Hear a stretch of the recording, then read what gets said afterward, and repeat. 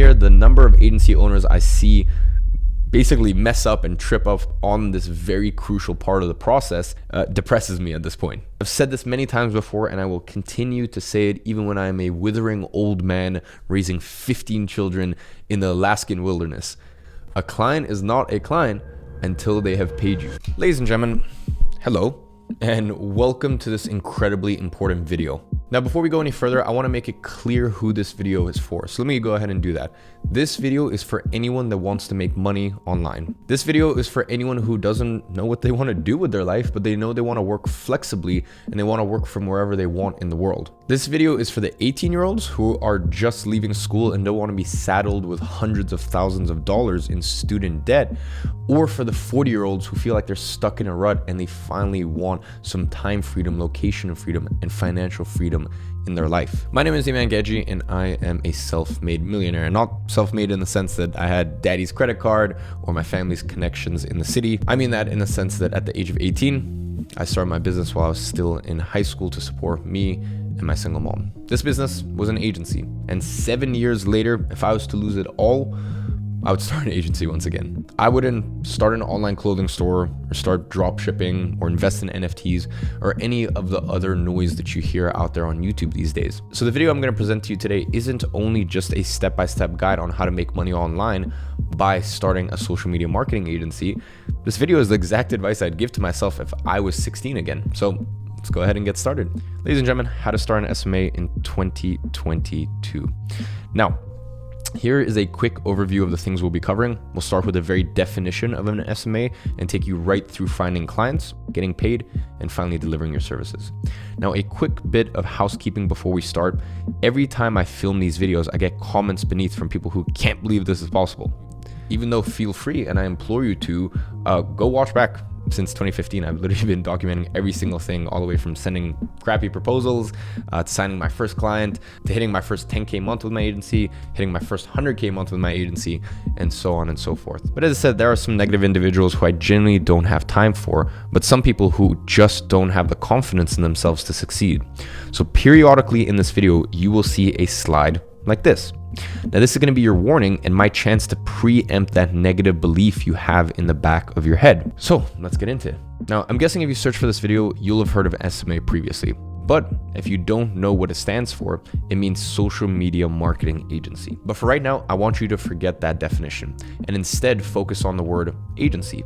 And let's kind of drill into what that actually means. Now, if someone asked you to define what an agency meant right now, you'd probably say a business that delivers a specific service to a client. For example, like a public relations agency. And you'd be right in saying that. You know, an agency is really just a business that delivers a service on behalf of another company. So let's say you run a record company and you want to promote your new artist. You will either hire a public relations expert and bring them in-house, or you would go to a PR agency and hire them. Now, for most companies, the latter choice is the obvious one. Because when you are hiring someone full-time, not only are you making the decision to pay them, but you're also making the decision to pay them if they're sick, to contribute towards their pension.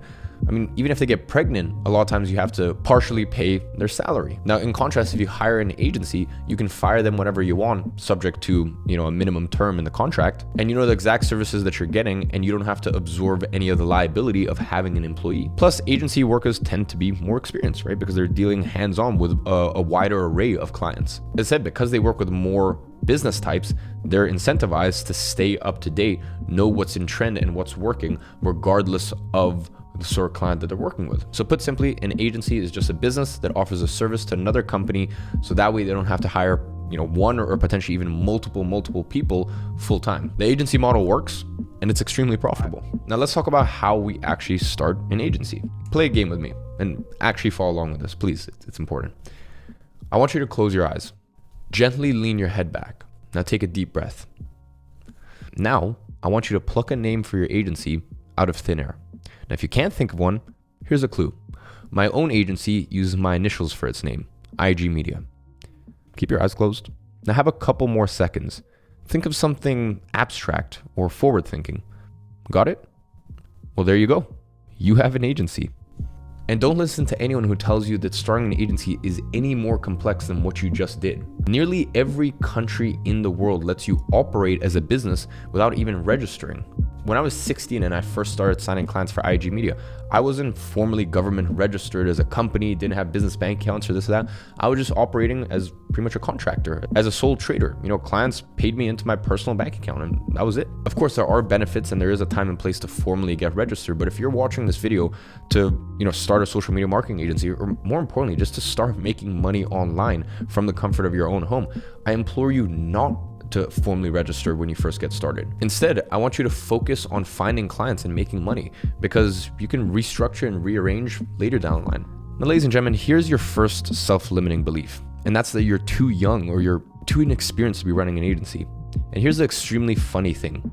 Most agency owners start their agencies after years of offering their services in-house, or more likely, working for another agency.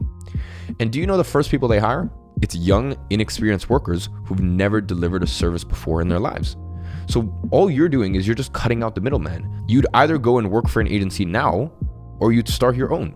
But at the end of the day, think about it. The same person is still delivering the services to the end client. It's just, as I said, you're cutting out the middleman. You're going out and you're starting yourself.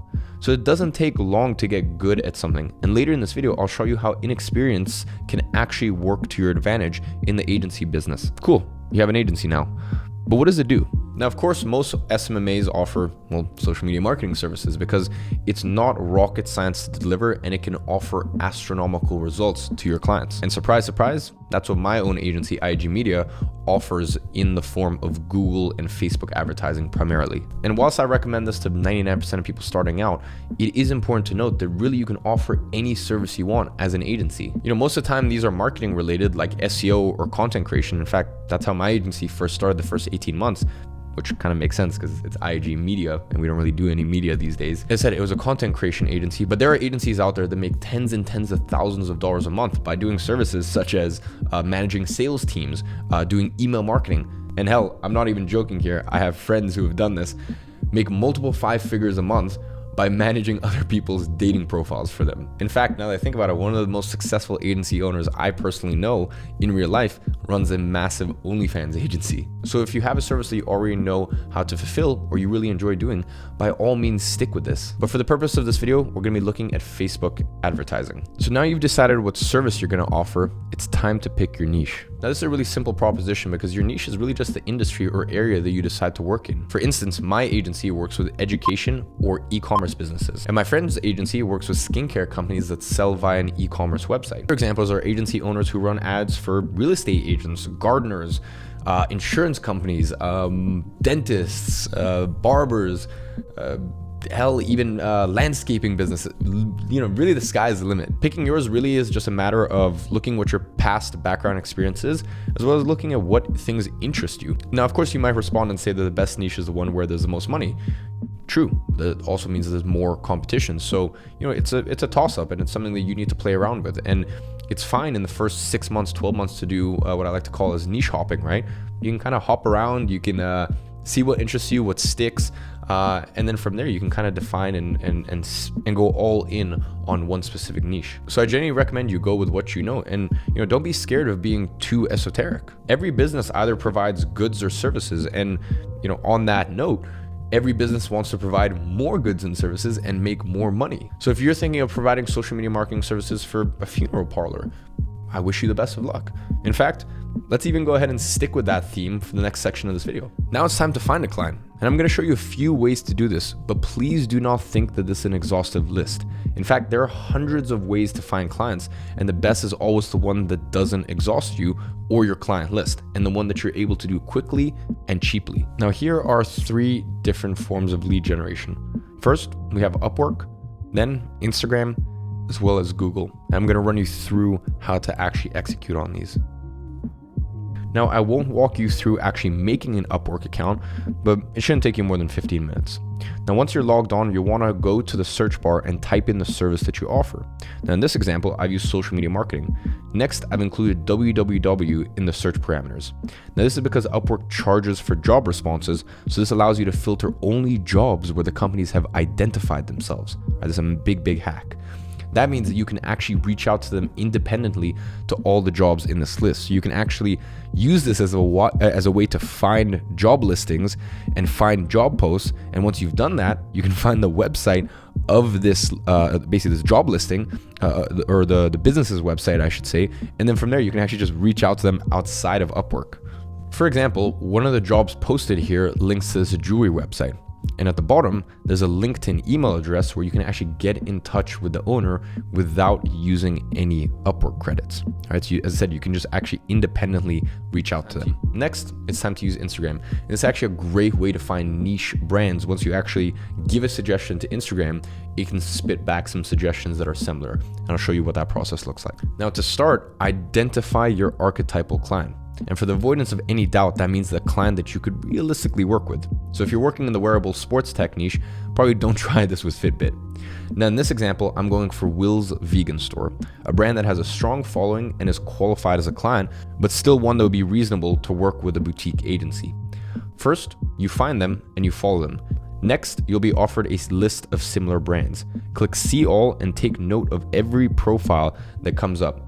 Now, Instagram suggests these because they have similar followers and audiences, meaning it's pointing you in the direction of similar brands that, as I said, you can reach out to and work with. Now, let's go back to one example from earlier, which was funeral parlors. Now, these are examples of a distressed purchase. So while some forms of advertising do work well, like SEM, I actually want to draw your attention to another area of business that you could potentially work with. And that's with funeral plan providers. And what these businesses do is they actually sort of sell you a set funeral plan that actually allows you to pay for your funeral ahead of time, which takes the burden and the load off of your family and your loved ones when eventually you pass. Finding these businesses is rather easy with Google. The tougher thing is knowing that businesses like these even exist in the first place. And that's why a lot of times it pays off to be creative when you are picking a niche. Now, every single one of these results, including the adverts, is a potential client for your agency. In fact, the ones that are already running Google Adverts are great because they're showing intent to market themselves digitally.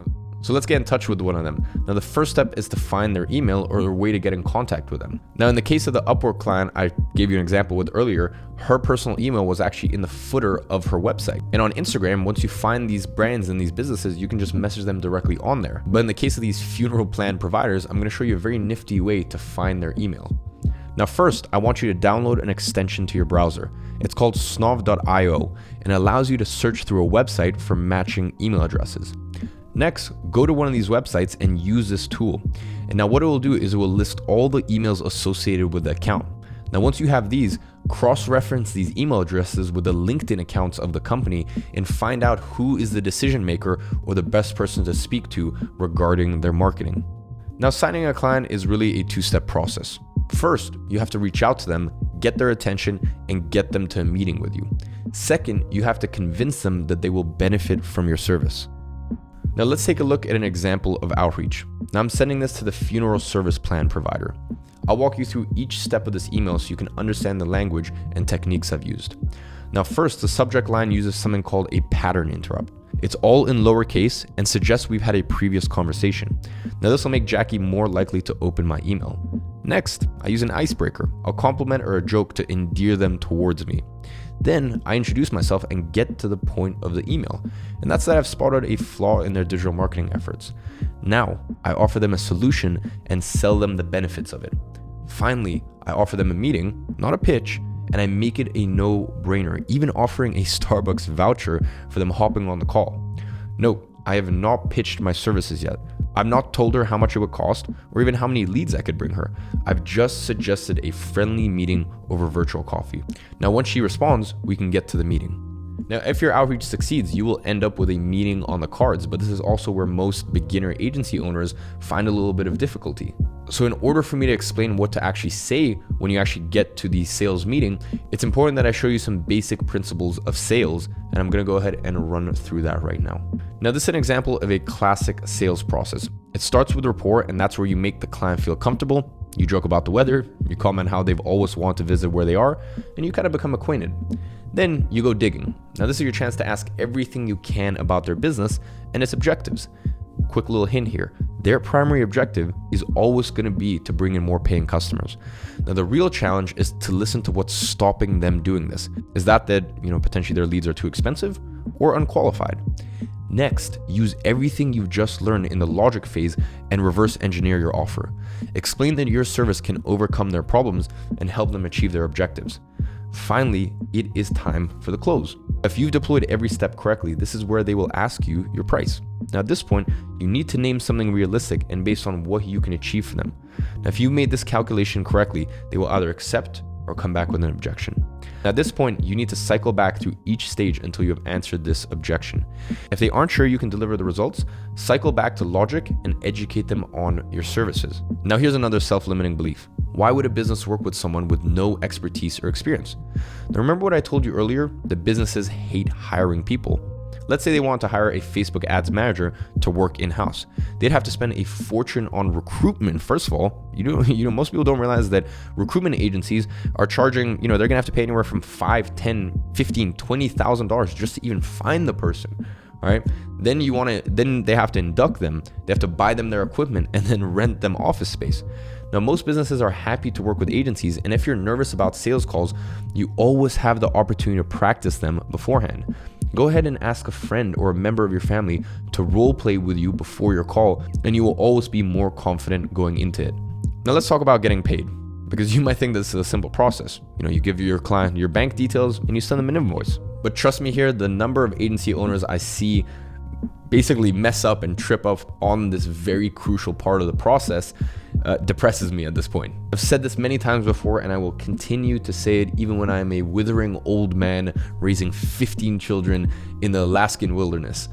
A client is not a client until they have paid you. What pretty much always happens with novice agency owners is they hop off the call and then they celebrate with their friends and their family, and they're like, I've signed a client. And then the next day they send the client the invoice and they hear nothing back. A couple of days go by, the client still ignores them, and then a few days after that, the client comes back and says, hey, I've had second thoughts. And this is why it's so important to get paid while you're still on the call. Of course, this is possible through bank transfer, but the easiest way to do this stuff is 100% my big recommendation is set up Stripe or potentially even PayPal if you don't have Stripe supported in, I think it's the 35 countries in the world. As I said, if you do have Stripe available in your country, go ahead and set that up before you have any meetings. And when you go to send the invoice, explain to the client that you like to get payment done and dusted out the way, so that way you can start delivering on the services ASAP and start making them money sooner rather than later. Also, another big thing is explain to the client there's actually more security when they pay through credit card, because there's more layers of protection rather than a bank wire. So explain that clients usually prefer to pay using Stripe. Now, congratulations. You started an agency, you found a client, signed the client, and even got paid. Now it's time for the heavy lifting. Now I'm about to show you exactly how I deliver the services for the client we've just pitched to. But before I do, I want to make something abundantly clear to you. As an agency owner, your job is to make sure that the work is delivered to the businesses to high standard, on time, and on budget. Now that doesn't mean that you need to be the one to do it. Trust me, there is no rule book on earth that says you are the one that has to deliver the services. And that is why it makes sense to use contractors. They're more likely to deliver the services to a higher standard than you, and you still pocket most of the profits that you've charged the client. So if you've sold a client on running their Facebook ads for their business, but you have no clue how to do it, don't worry, you just pay a contractor for a fraction of the price. And really, to get this through, because people kind of really struggle with this idea. When I am traveling, let's say I'm going to Bali or I'm going to Cape Town or I'm going to wherever, I can go ahead and independently reach out to all of these villa owners, yet every single time I opt for using Airbnb, still knowing that there's a service charge. Why? Because I have the Airbnb experience. I could go ahead and I could get a driver any moment, yet I go for Uber and I pay extra fees. I know I'm paying extra fees. Why? Because I want the Uber experience. Why does your client work with you as an agency rather than a contractor?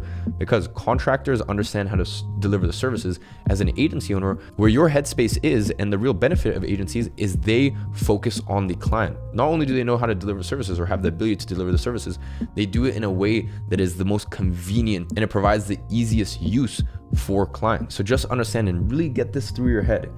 There is no difference between you, who's just become an agency owner simply by picking a name, doing everything that I've told you in this video, and hiring a contractor to deliver the services that you just got paid. Let's say you got paid $2,000 a month for the service, and you pay the contractor $500 a month because they live in Colombia, Brazil, they live in Serbia. So even 3 or 4 clients like that a month for them is massive. So I said, this is really the simplicity of it, is you get 3 or 4 clients like that, right, at $2,000 a month. Let's say hypothetically you're making $6,000 to $8,000 a month. That contractor delivered those services for those 3 or 4 clients, and as I said, you pay them $500 a month per client. So they're making $1,500 to $2,000, and you have 75% margins. So you personally get to pocket anywhere from $4,500 to $6,000 a month. and do it all remotely and do it whenever you want and have the location and time freedom that you want. So that really is the simplicity of the model. And you might think, no, but that makes no sense. Or like, why would a client do that? Why do clients pay the agencies with the New York swanky offices $15,000 a month retainer when they have interns working for them? A lot of times, the people who are actually delivering the services for these massive agencies that, as I said, their clients are paying them $20,000 a month, these interns aren't even getting paid, right? So at least you're paying your team. Most of these agencies aren't even paying their interns, and yet their clients are still paying them $20,000 a month. So the only thing that's stopping you from being an agency owner are the limiting beliefs between these two ears. What's going on in here? So if you ever have any more doubts, rewatch this video again and again. Now, when it comes to the funeral plan provider, I'd probably go ahead and run Facebook adverts with a simple lead magnet. This means something for free, usually a piece of content, which people need to submit their name, email addresses, and phone number to access. Now in this case, I have made a simple funeral plans explained PDF on Canva. I used the existing copy and creatives from their website and packaged it as a simple guide for anyone looking to learn about funeral plans. And although the process to actually run lead generation campaigns on Facebook is astonishingly simple, they've made it very, very easy with the native lead ads, which basically means to collect, to run the ad and collect all the information, a person doesn't even need to leave Facebook, okay? But once again, let's say I just wanted to hire someone to do this for me and pocket the difference. Here's how I go about that. One of the easiest places to find Facebook advertisers is, well, unsurprisingly, Facebook, or specifically Facebook groups. So search for a couple of digital marketing expert groups and post identical messages in each one, offering a gig and explaining your client. Now go ahead and interview everyone who responds with a set of questions, and you'll usually find someone who you're confident in. Ladies and gentlemen, you know what this means. Right now, you are thinking, why wouldn't the client hire the contractor in the first place? And I kind of touched on this briefly, but in the exact same way that if you went into hospital for a knee operation, you wouldn't hire a surgeon, an anesthetist, nurses, and rent an operating theater. You would just expect the hospital to do that for you, right? And you just pay the hospital directly. Your job as an agency owner is to curate high quality talent, take payment, and ensure the task is completed to a high degree. That is why people work with agencies. That's why clients work with us. That's why they pay us. And that is generally 97% of everything you need to know in order to succeed with this. So ladies and gentlemen, here's your action step for today. I'm doing a massive giveaway in the comments section below. All you need to do is like this video and leave a comment. And for every 100 comments, I'm actually going to be helping one of you guys. I'm actually going to be giving away a 1-hour free coaching call. Now, Kieran, who's my product manager at my education company, he's going to go ahead and arrange all that, set up the call, get your email, etc., etc. So as I said, for every 100 comments, I will actually do a 1-hour one-on-one with you and help answer any questions you might have about starting your agency. Now, the second thing I want you to do is I want you to click that first link in the description. Now, what you will find is the demo video for Agency Navigator, which is my program that has helped thousands and thousands of people all around the world start from zero and quickly scale up to $10,000 a month with their agency. Now, after you watch that demo in 2x speed, I actively don't want you to purchase the program. Instead, scroll right down to the bottom and book in a call with Christian, my student success manager. We'll have a special calendar down there specifically for this video, and he will go ahead and answer any questions or queries you might have about actually starting an agency, what the process is like, and how to get from 0 to 10K a month in the quickest time possible. I said that is a 100% free call with him. So ladies and gentlemen, I hope you guys enjoyed this video. If you're new to the channel, definitely go ahead and consider subscribing. I've got tons and tons more amazing content coming up. And on that note, I hope you guys enjoyed. I'll see you in the next one. Thank you so much for sticking until this point. I know that if you've got in here, then you are hungry for more knowledge and more content. So I went ahead and specifically picked out an incredible video for you to watch next that I know you're gonna love. Check it out right there.